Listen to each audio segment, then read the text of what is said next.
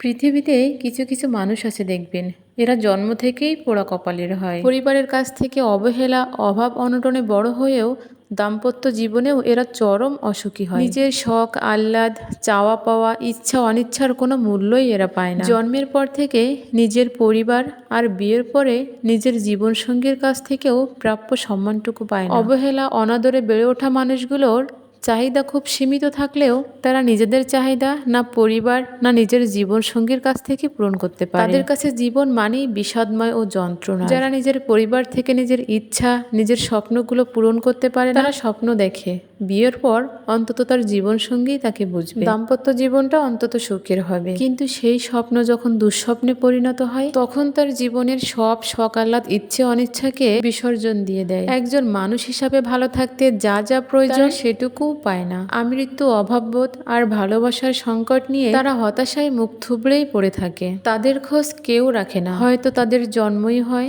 আমৃত্যু শুধু দুঃখ পাওয়ার জন্য।